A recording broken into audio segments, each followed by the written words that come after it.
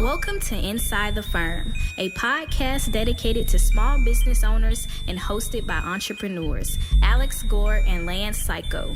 Each week, they take you on their journey of how to start, run, and grow a business by bringing you inside their architecture and real estate development firm.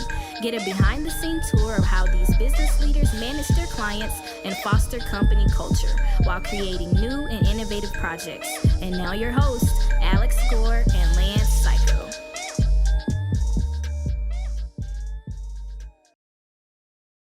Welcome to another episode of Inside the Firm. I am one of your co-hosts, Alex.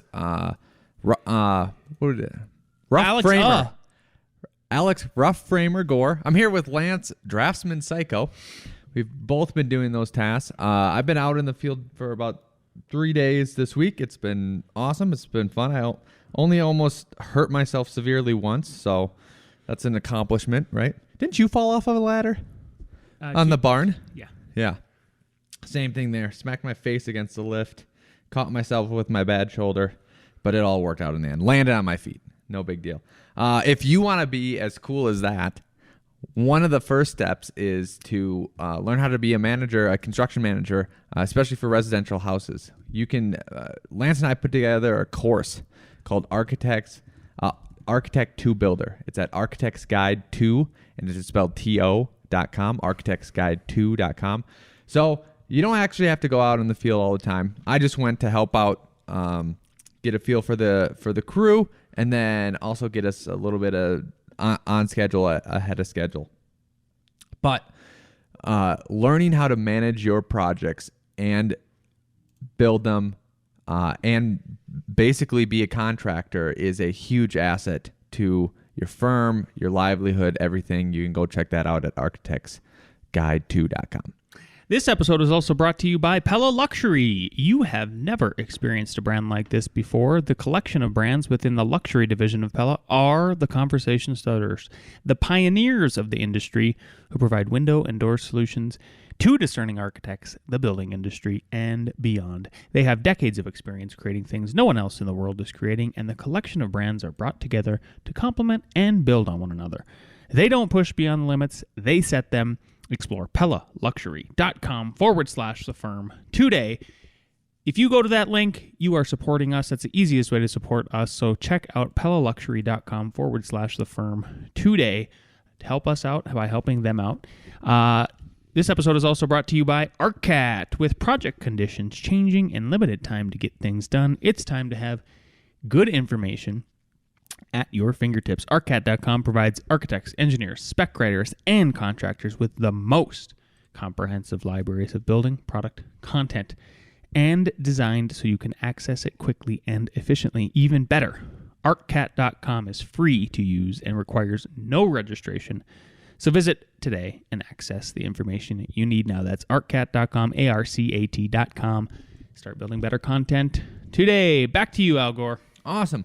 I think one of the hardest things about growing a business is growing your staff. Mm-hmm. I think it's difficult. I think we struggled in the beginning. Mm-hmm. One of the biggest lessons we learned back in the day is that you always have to keep that new person busy on meaningful work, and maybe yourself. Billable work. The word billable. Yes. Yep.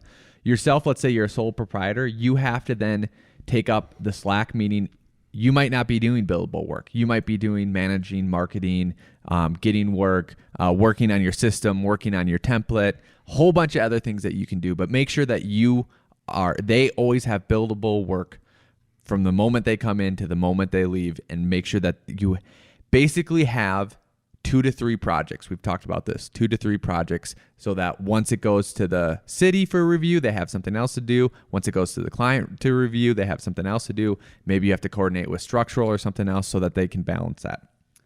But now let's kind of talk about the next level. And the next level is, what if your staff is growing staff, right? And how to bring that staff up to speed as soon as possible.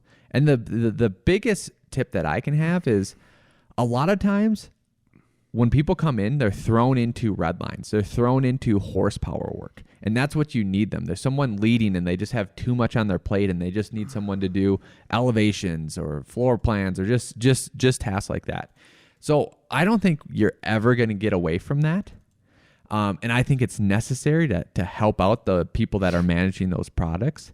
But one of the biggest things is that I think they can grow faster when they take a project from beginning all the way to end. Mm-hmm. Even if it is a large project where, let's say it's a multifamily 50 units, they don't have the capabilities to do it themselves.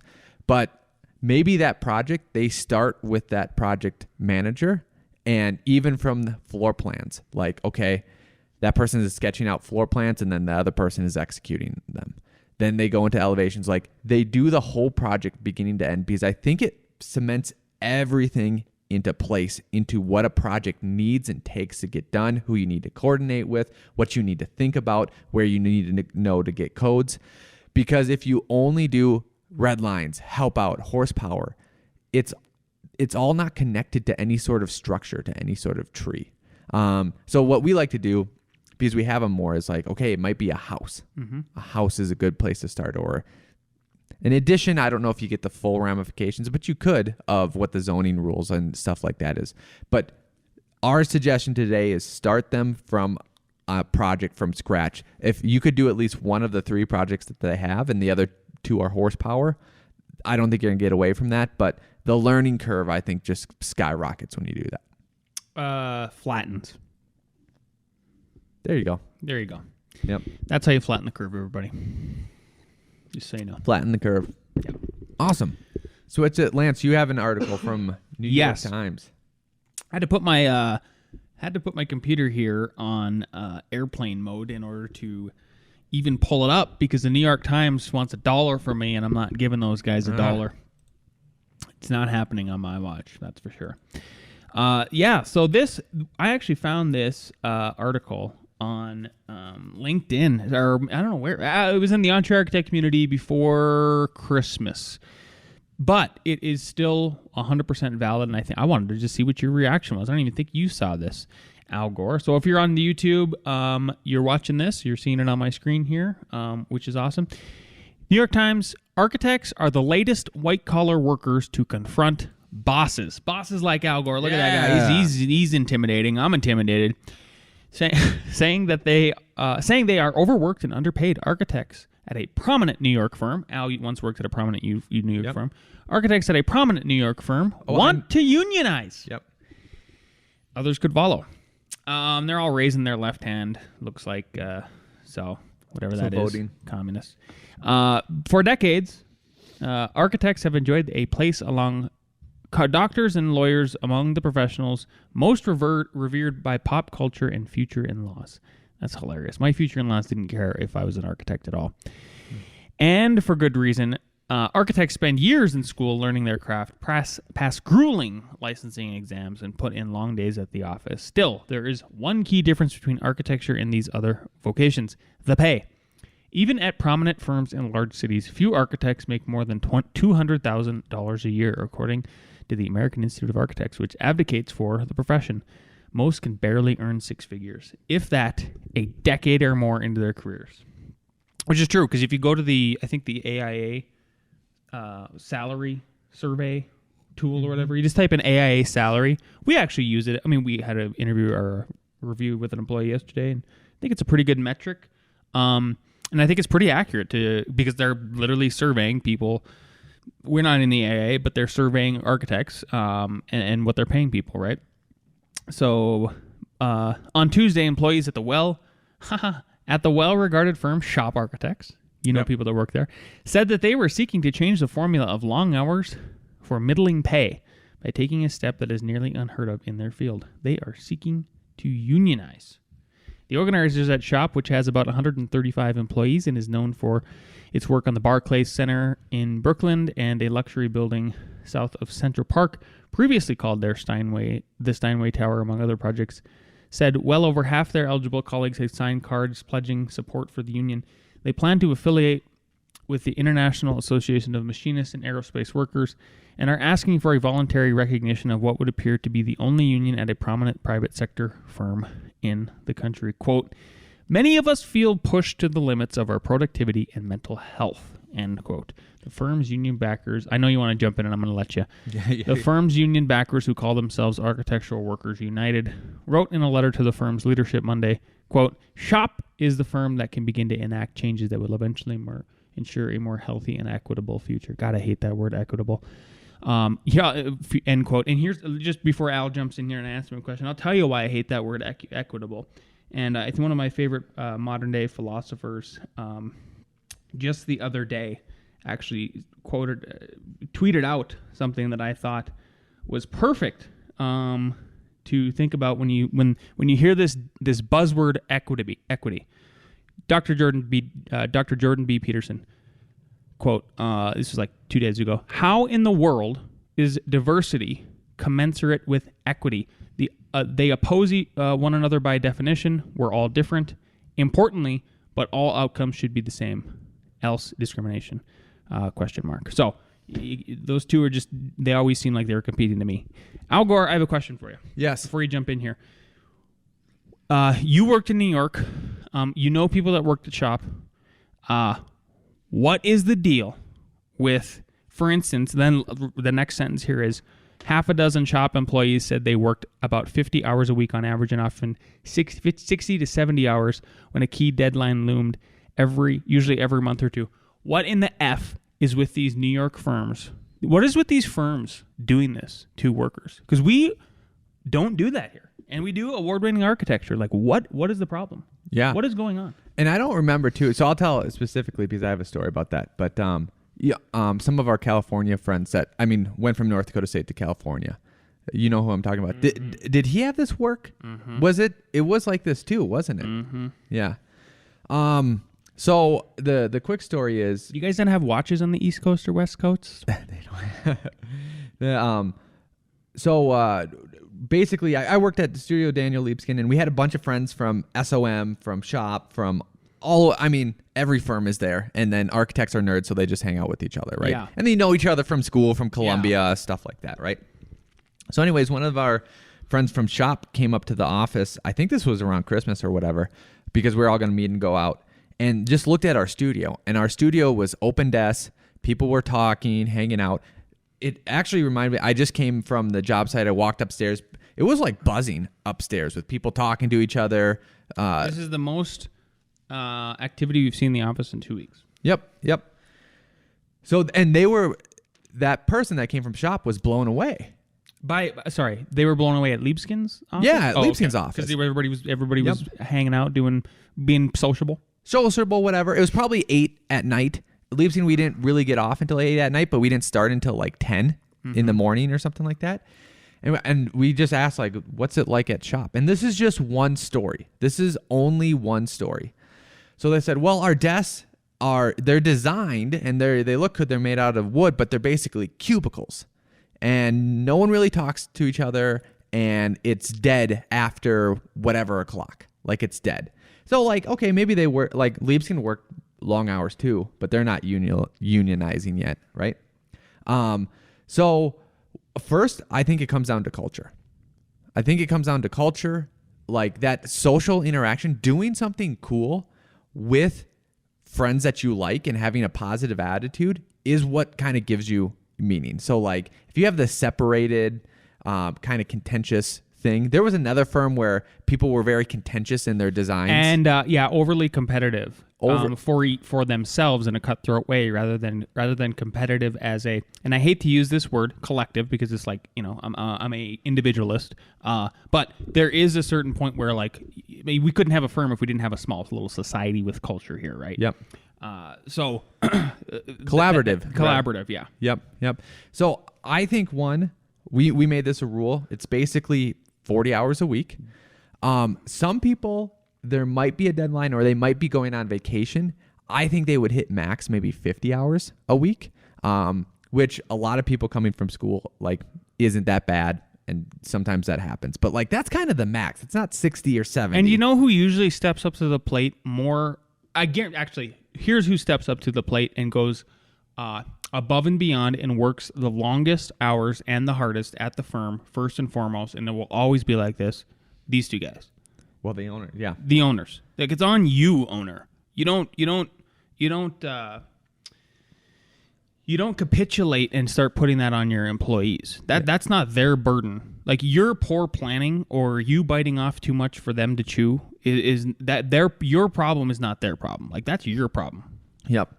So then that's actually the next point is that they say, hey, they want more money and less time, or less time and the same amount of money or something like that, which I actually kind of want to go into some discussion points. I want to go into further. We got to go further in the argument. You'll see what they want. Keep going. Okay. Yeah, can you pick it out? Like, it's a long article if we're going to read the whole thing, though. Well, you continue talking, and I will find through it, yeah. So, I don't think, though, Lance, that the firm owners, you hear sometimes, like, Kroger's on a strike, and their CEO makes 20 or 30 million. Even though once you divide all that between all the employees, it's like 2 cents an hour.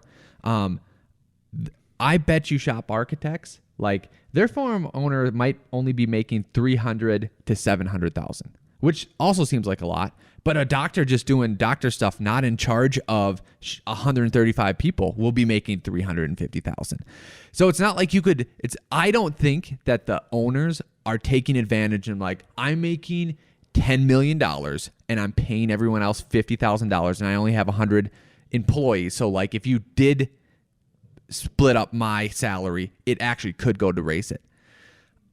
I think that the firm owners are making a decent amount for managing 135 people. I don't think that they're making this exorbitant amount of money taking it from the employees. So there's a problem here in my head. One, and it's two things. Too many architects are willing to do design for low fees, and it might be because the market is getting flooded. Can I pause you there? Yep. From the article. Firms that specialize in customized designs like Shop regularly spend weeks generating proposals for the competitions through which clients and award contracts and for which the firms receive little to no pay. And many firms propose fees that are too low to support adequate staffing, several experts in the field said.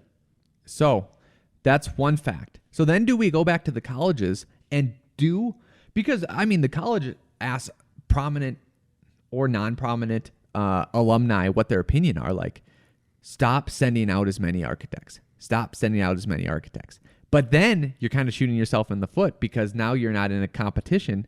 You are now, as a firm owner, in competition, right? So that's not going to happen. The other thing, too, that I think a lot of firms mess up on, we did it at Liebskin, I know. I'm sure Shop does it, too, because I saw some of the stuff that they did. When you don't have this 40-hour work rule, you do way too many unnecessary things. In school, you'll make models, you'll make stuff, you'll make diagrams, study diagrams. In Liebskin, we made these intricate models that literally the client looked at for 2 seconds and said, that was cool.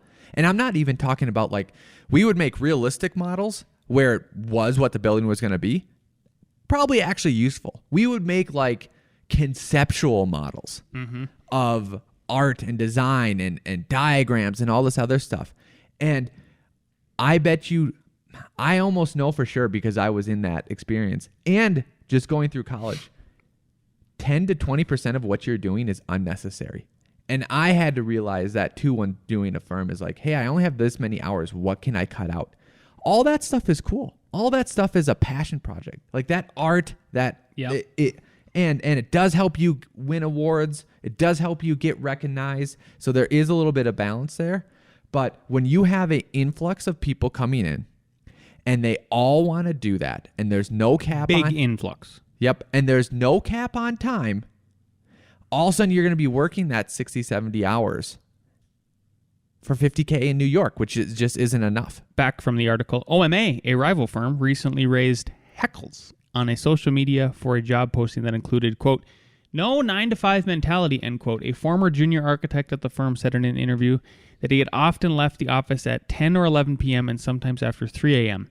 A spokeswoman that OMA strove to ensure a healthy workforce is balanced, but there's always room to improve. The job ad was intended to appeal to applicants with creativity and passion, as you just said. She said, adding that the company removed the phrase when we saw that it was being interpreted as code for a requirement to work endless hours. Well, if you never put a cap on it, what do you, I mean, Come on. How brain dead do you think the public is, lady from OMA? So their firm said, we want someone that doesn't have a 9-to-5 mentality. Yeah. Literally, quote, no 9-to-5 mentality. Yeah. Yeah. So honestly, to be completely transparent, sometimes 40 hours per week is not enough. It's weak sauce. But this 60-70, I think you are Consistently. Like if you're consistently doing that. I think it honestly, like, I think you need more sleep. I think there is so many times when I go to bed with a problem and I wake up the next day and Solve it. It's solved. Yep. And I could have been up turning wheels, making diagrams, doing all this other stuff, and it would have been useless. And so to put it back onto to put it back on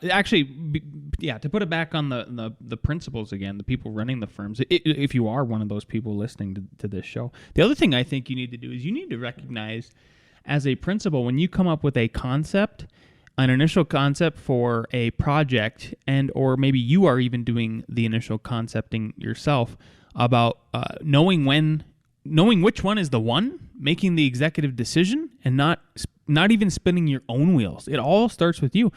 So I was guilty of not knowing that myself this past week with this custom house that I've been designing. I went through 2 more iterations, and I knew I should have just stopped at the one.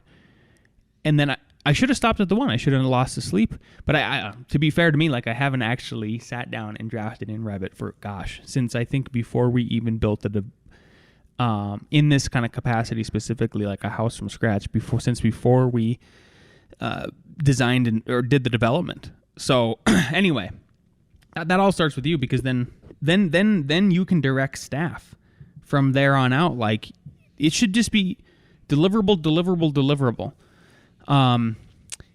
Back to the article here, one other thing they say is like, while long hours are common, firms that produce relatively standard building plans sometimes have more humane policies.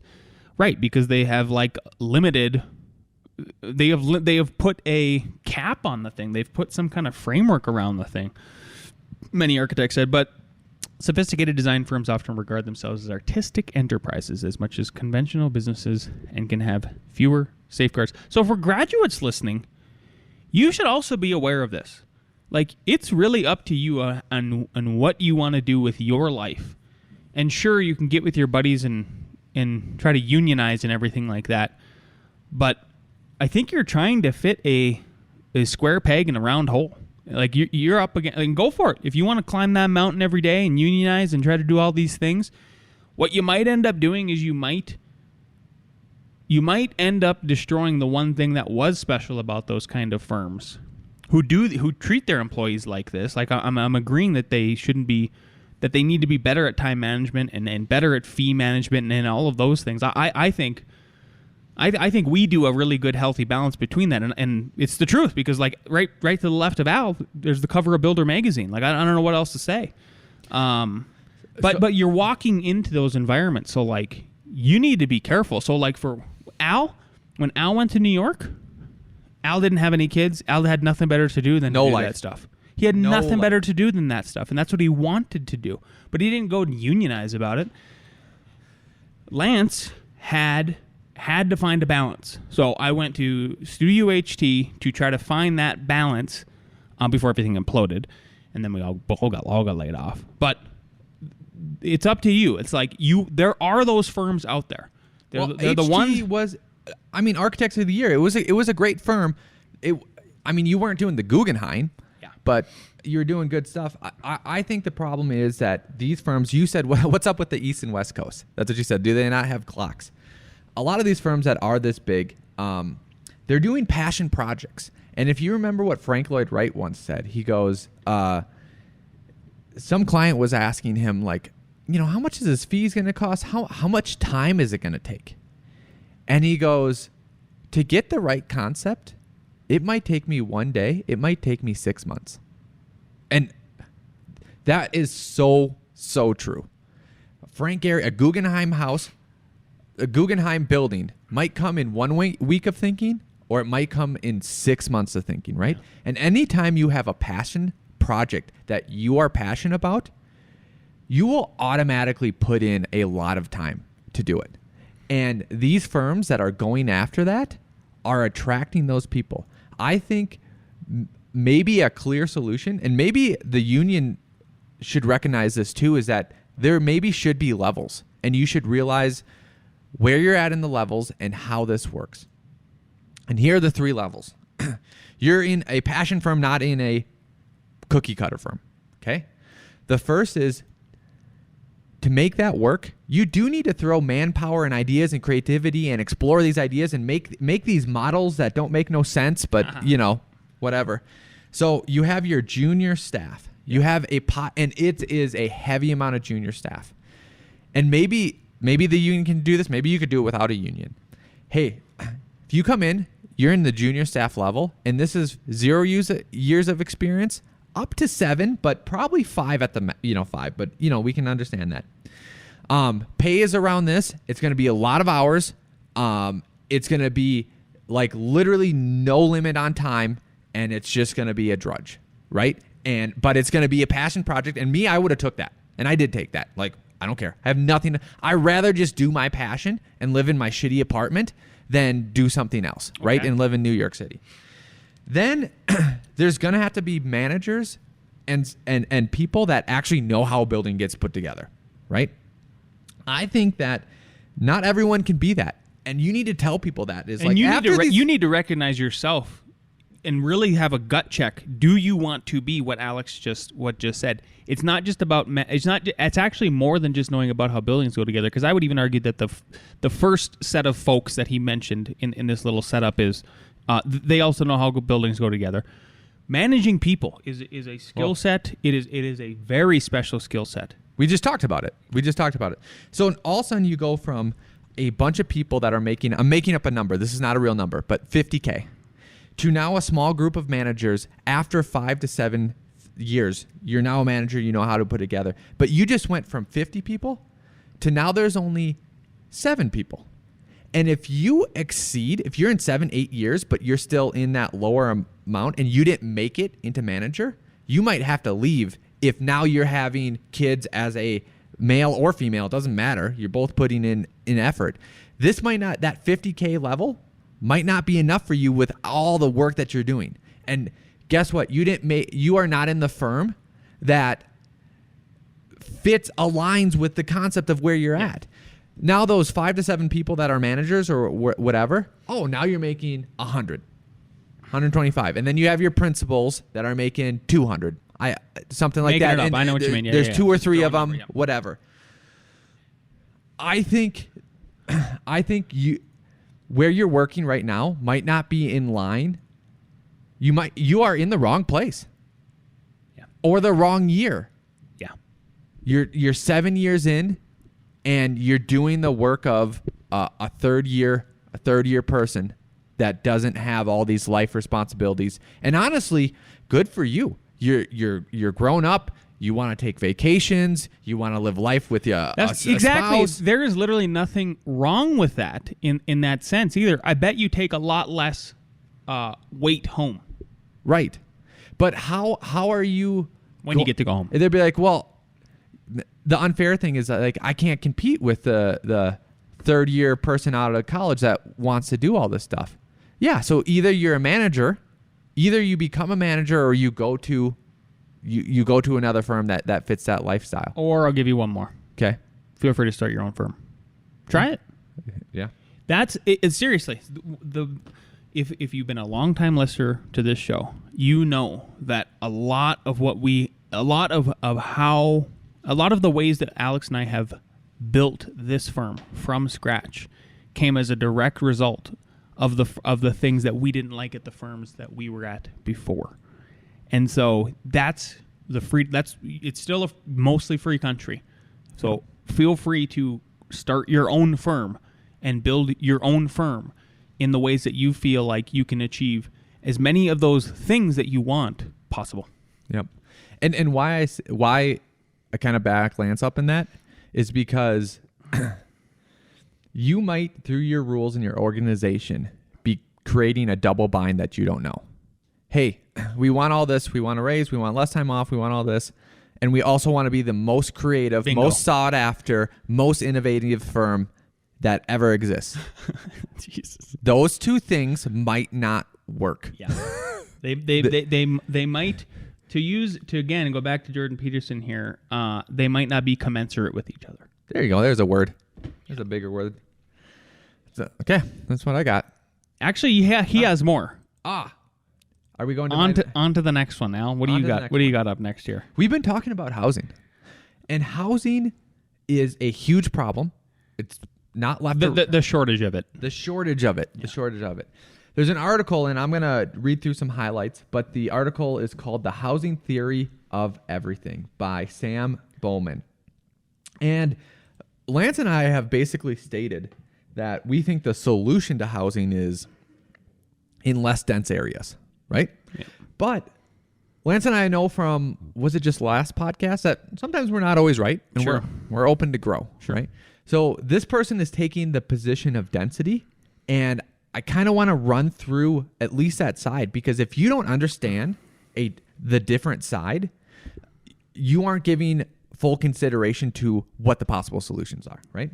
So I have some highlights here. He basically says, like, this is just context. Okay. The average New York City metro area house prices are up over 700% from 1980. Wow. That's 300, almost 400% more than the consumer price index. San Francisco, 900%. London, 2,000%. Australia, 1,400%, right? Holy cow. So they are far outstripping inflation, okay? By contrast, every other household project has become better or less expensive than product, you mean? Product, yeah. Sorry. Televisions. So they measure this in how many hours it takes to buy a television. Yep. 1975, it took 60 hours of work. Now, in 2013, it took 7 hours of work. Okay? Freezers, it took, in 1975, 65 hours. In 2013, 20 hours. A treadmill in 1975 was 18 hours of work. Now it's 6 hours of work. So, like, holy cow, some things are going down. Housing is going up. But now he dives into productivity. Okay, listen to this stat. Productivity per worker tends to rise about 2% or more with each doubling of a city size, right? The link between size and productivity is only apparent when cities have skilled, educated workers. So if you have a city full of low-skilled, not educated workers, that 2% isn't going to increase. The reason why the productivity rises is because there's more people in your field, more people you can talk to, more people you can meet, more companies that you can move from so that you can best fit your skills with what's going on, right?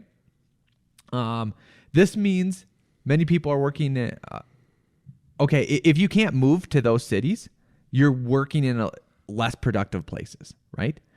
One of the main issues he said is that regulations that ban buildings are a huge issue. The total cost of regulation-induced sprawl in the United States, according to one study, and he links to it, if New York, San Jose, San Francisco loosen their rules against building denser housing, the national average of restrictiveness, millions would move their jobs to the best use of their skill, and total GDP would rise 8.9%. This would translate into an average American wages of being $8,700 higher per year. Others go further and gain from a whole household increase would be about 25% or around $16,000 per year. Actually, he adds two studies. One is 8,000, one's 16,000. Okay. So a huge increase. If there was affordable housing in all these cities, people could move basically where they want, where their skills are needed, and GDPs would rise almost 9%, right? Yep. That's a lot of money to leave on the sidewalk, he says. And he's making his case here. Nearly all innovation happens or has happened in cities. Just for example, 10 cities in 2007 produced 70% of the total patents related to computer science. Also, and 79% of those total patents around semiconductors, with less than 10% of the population. So a lot of innovation is coming from 10% of the population. Mm-hmm. Right? So, he said there are some problems with what's happening. Like, let's say the government makes a new park. Basically, the landowners around there capture that value because their land prices become higher, right? So he wants increased density, right? And one of the points of why cities are so much more productive is because people can connect to those different. Like, if you work in a city that only has a population of $50,000, you have one factory to work at, or you work at the school and it's one school board and that's it. If you can move around, those places have to compete for you. You know, blah blah blah.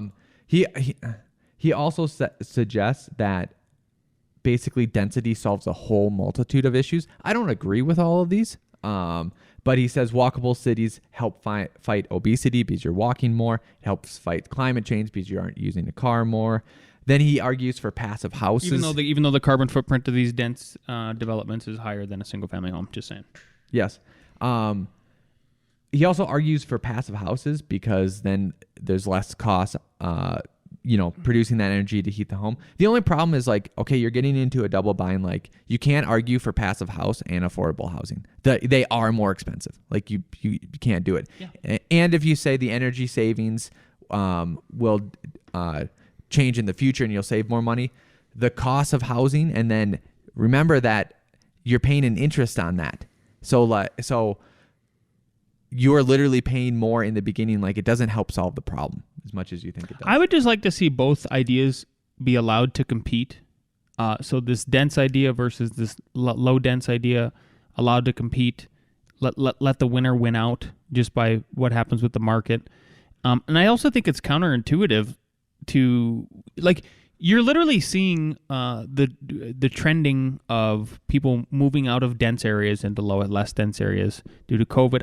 I think people, how are you going to undo that trend? People want their space. So if you give them a choice, most people are going to pick a house on a quarter acre versus a 1-bedroom flat in the middle of New York City, 30 stories up. Yep. I guarantee it. So all of a sudden you have all of this huge amount of population moving out of these dense cities into the countrysides, so to speak. And then what are you going to do? You pretend like they're going to go, oh yeah, I'm going to go back to New York now. No. Yep. Let me read 2 paragraphs and then let's talk about it. So we have suggested one possibility: radical localized democracy that allows individual streets to opt into greater density by voting for. No construction would happen anywhere that the majority did not opt for it, but streets that voted for more density would become extremely valuable. So there would be a big incentive for homeowners in high demand areas to vote for greater density. But whether this approach or another approach is the best solution is not the key question. What matters is that the housing shortage may be the biggest problem facing our area, and solving it needs to become a high priority. Some kind of creative, below the radar solution that turns this zero-sum game into a positive sum one is likely to have a better chance. So he does give one solution, and then states like, hey, this might not be the best approach. I realize that there's other approaches.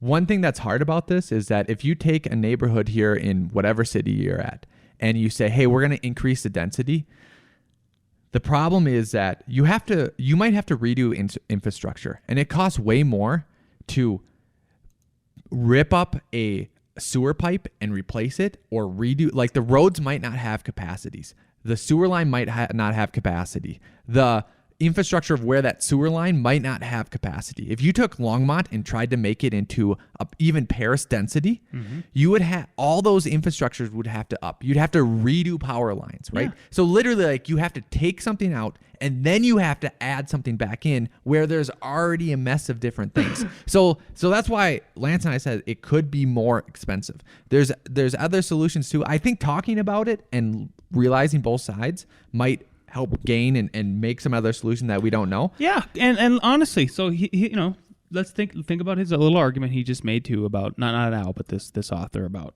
the idea that so you have this radicalized democracy and let's say neighborhood A versus neighborhood B. Neighborhood A voted, yeah, we want to allow more dense housing, and the neighborhood B's like, nope, we're not doing that. Fine, let them do that, and let's see whose property values actually go up. Go for it.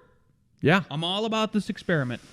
Yeah. I think there's a fair argument that neighborhood B would go up further than neighborhood A. Because what if neighborhood A gets crazy dense and then people driving along, they drive through neighborhood A first and they go, and they're just like, wow, that's pretty dense. And then they go to neighborhood B and they're like, they literally go, and they breathe a sigh of air because they go, less dense.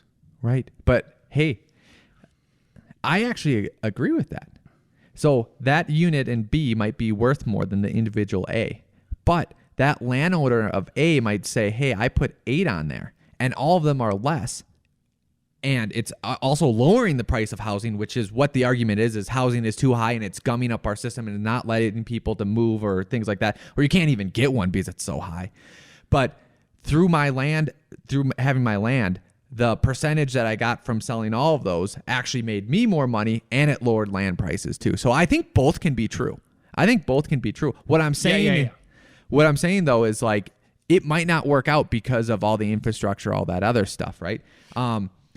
Also too, like if you think about what's the main benefit of density is this connection. There's there's actually multiple transportation solutions. One is trains. I don't think it works because our cities aren't walkable, right? And what are those light rails, right? One is drones. Drones are helicopters, only the big blade is made into tiny, small blades. I don't think that that's going to work because helicopters are loud and they actually are quite dangerous. But that's another thing people are doing so that even if you had people far out, or let's say you had a dense area, but the infrastructure isn't supporting it, but you had drones, maybe that could work. The other one is Elon Musk and tunnels. I think he's even though he had a big traffic jam in Vegas, you see that he's going to solve that problem though. Well, I believe in you, Elon. Actually, but it's the same thing too. It's like it's just roads with a different level. You just have to build more, and it does cost more because now it's underground. But if there's no land above, so it's a huge problem. One of my solutions, but people could find fault in this, is that if you do build out in these areas where it's low density, where you don't have those problems of trying to build infrastructure on top of infrastructure, you could have some medium density, some light density, and then somehow you do maybe have a tunnel that connects to the city because there's no more land to make the highways bigger, and that always costs so much money because you have to buy everyone else out, and there's buildings on there and stuff like that. So you live what would traditionally be an hour and a half away from the city center, but with the tunnels or drones, I just don't believe in drones. I might not even believe in tunnels. You're 20 minutes away. Mm-hmm. Well, then you're getting the benefit with the lower costs, with the lower freedom because multiple people can do it. Tough problem, but it's a problem we're all involved in. Yeah. Advocate for the utmost diversity for the solutions. That's it. Let the market sort it out, but don't just think it's a one-sided and that's all it is. Yep. And I don't think he was saying that because one street could say this, another street could say that's exactly what I'm saying. I would love to see it play out, and then maybe we can like the problem is like it's never going to be a truly free market. I wish it was a marketplace of ideas so that it could play out because then we could have an objective truth at the end of the day. I just don't know if we'll ever get there. Yep. Two things I wanted to talk about if you're done with that little thing there, Al, is number one, it's okay to scare clients out of projects. What do I mean by that? Tell them the truth about what it's going to cost.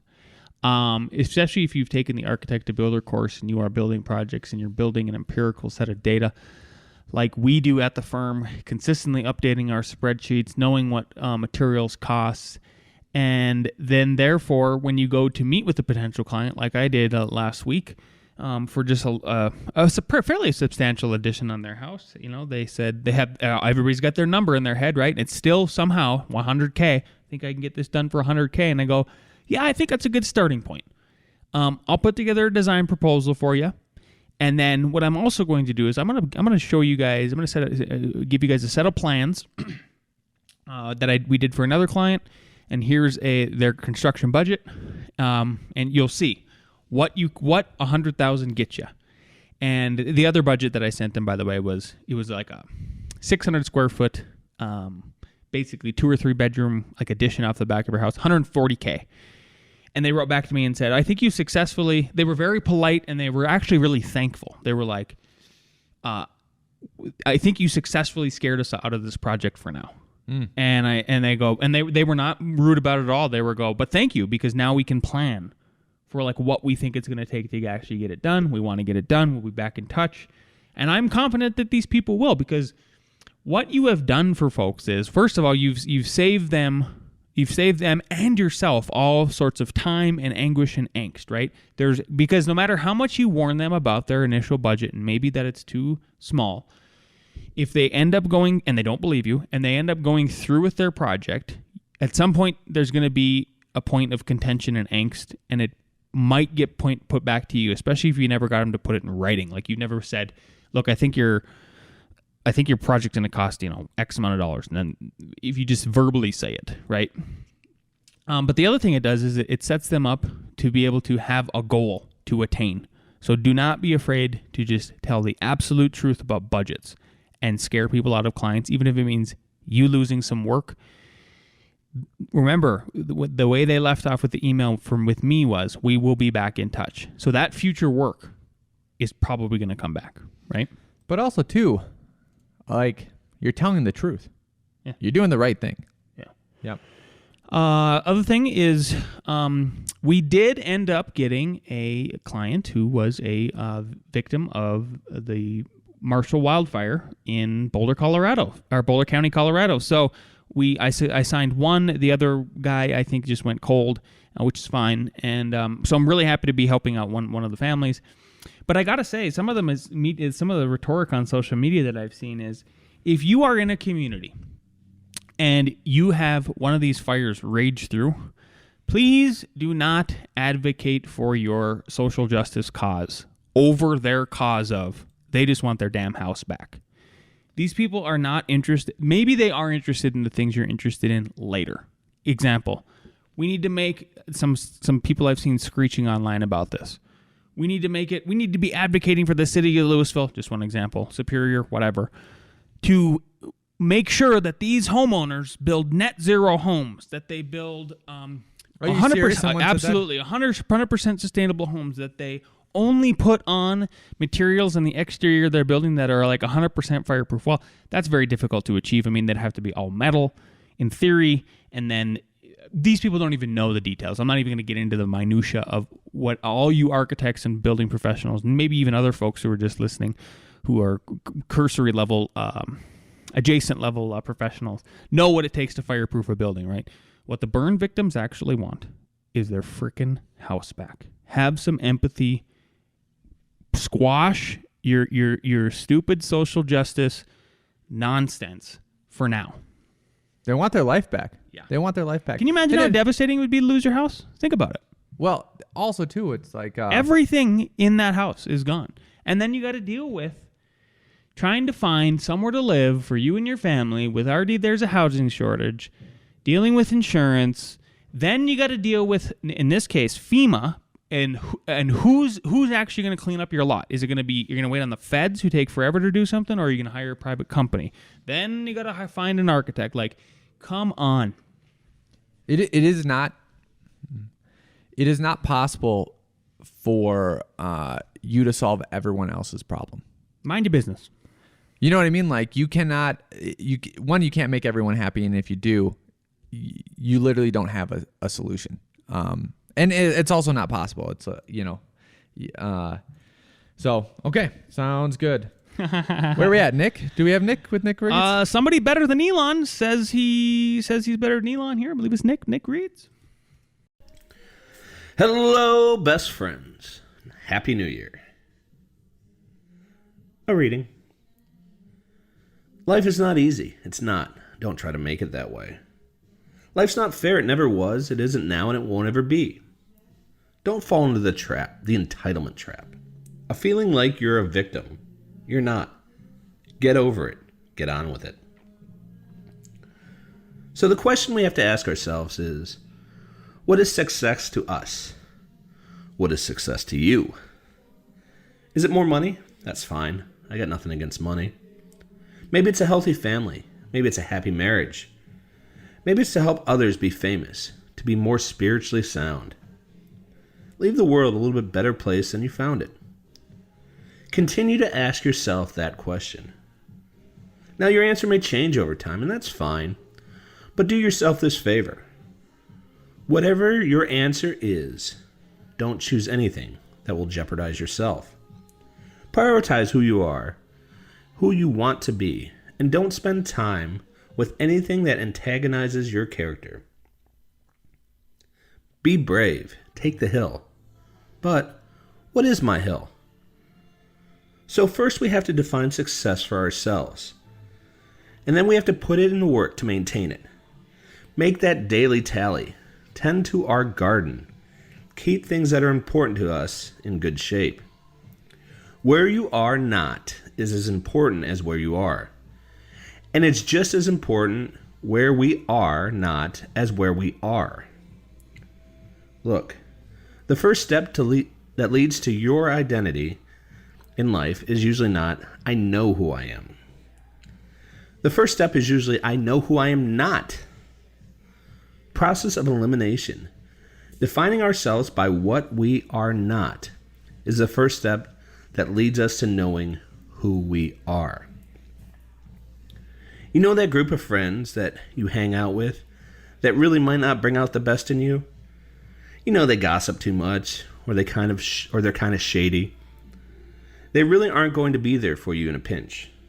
Or how about that bar that we keep going to, that we always seem to have the worst hangover from? Or that computer screen, the computer screen that keeps giving us excuses not to get out of the house and engage with the world and get some real human interaction. Or how about that food that we keep eating? Stuff that tastes so good going down, but makes you feel like crap the next week. We feel lethargic. We keep putting on weight. Well, those people, those places, those things, stop giving them your time and energy. Just don't go there. Put them down. And when you do this, when you put them down, you will quit going there. And when you quit giving them your time, you inadvertently find yourself spending more time and in more places that are healthy for you, that bring you more joy. Why? Because you've just eliminated those who's, the where's, and the what's, and the when's that are keeping you from your identity. Trust me, too many options. I promise you that too many options will make you a tyrant. So get rid of the excuses and the wasted time. Decrease your options. If you do this, you will accidentally, almost innocently, put in front of you what is important. The process of elimination, knowing who you are, is hard. It's hard. Give yourself a break. Eliminate who you are not first, and you'll find out yourself where you need to be. Instead of creating outcomes that take us, let's create more outcomes that pay us back. Fill us up. Keep the fire lit. Turn you on for the most amount of time in your future. We try our best. We always do our best. Our architecture is a verb. Since we are architects of our lives, let's study the habits, the practices, the routines that we have that lead to and feed our success, our joy, our honest pain, our laughter, our earned tears. Let's discuss that and give thanks to those things. And when we do that, guess what happens? We get better at them. And we have more time to dissect. Be discerning. Choose it because you want it. Do it because you want it. We're going to make mistakes. You got to own them. Then you got to make amends. And then you have to move on. Guilt and regret kills many a man before their time. So turn the page. Get off the ride. You are the author of the book of your life. Matthew McConaughey. Toodles. Oh, wow. Toodles. What do you... yeah. It'd be a lot cooler if you did, bro. I think the only tie-in I have is that you could tie it back to what we talked about a couple weeks ago is like, not only can you eliminate too much screen time, too much gossiping, maybe that ties in is like, you can eliminate things you don't like about yourself. You could quit drinking November 1st, 2021. You could do that. You could do that. You could quit You could quit shaving November 21st, 2021. Your face is so weird to me. It's the best. He doesn't shave, but the goatee grows in Perfectly. All Wario style like that. How is that possible? Superior specimen. That's what nature said is like, hey, we're going to make a person that doesn't grow side hair. They ought to study this guy. I don't believe you. You mean your hair grows in all not white trashy like that? Yes.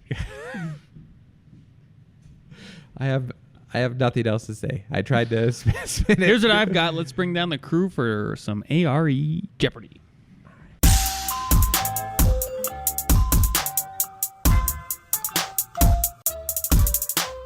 Question numero uno. What type of room is not allowed to have an opening, aka a door, into a garage space? Is it A, kitchen, B, bathroom, C, sleeping room, D, mechanical room? Doot, doot, doot, doot. 3, 2, 1. C, sleeping room. You are all correct. Congratulations. Pat on the back. Pat on the back, everyone. Sleeping room cannot open into a garage. Question 2. To be a basement. To be or not to be a basement? That is the question. According to the IBC, the relationship between the lowest floor level and the floor level above must meet the following condition.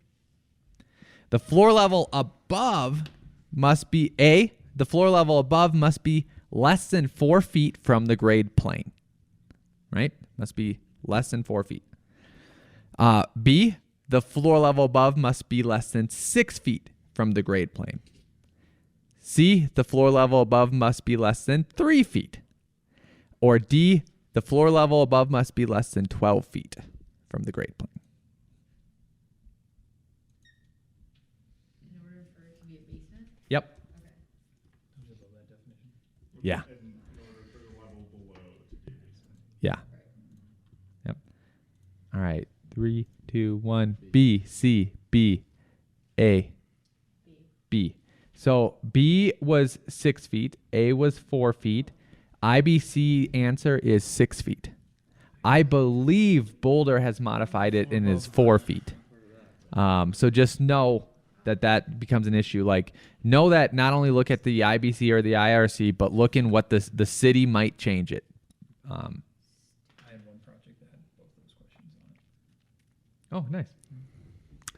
Number 3, what kinds of sites typically must be studied and tested for presence of hazardous materials? A, chemical plants, B, power plants, C, gas stations, D, landfills, or E, all of the above?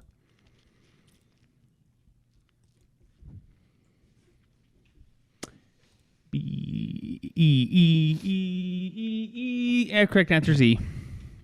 That was a layup. What do we got for scores? 3, 2, 3. All right, here we go. Number 3s are, we could go 4 for 4. Number 4, what does DWV stand for? Is it A, drawing walls and vanities? Is it B, drawing with vectors? Is it C, drain, waste, and vent? Or is it D, Daily Wire's vindication? They won their ruling, SCOTUS ruling. All right, we got C, D. Is that your answer? D?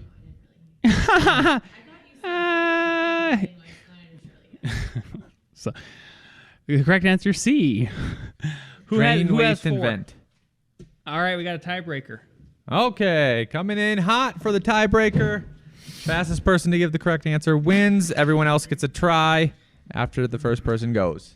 This is a really good PPD one. Okay. Re-entrant corners in buildings. So think L-shaped or T-shaped floor plans. Should be avoided wherever this type of natural disaster is more likely to occur.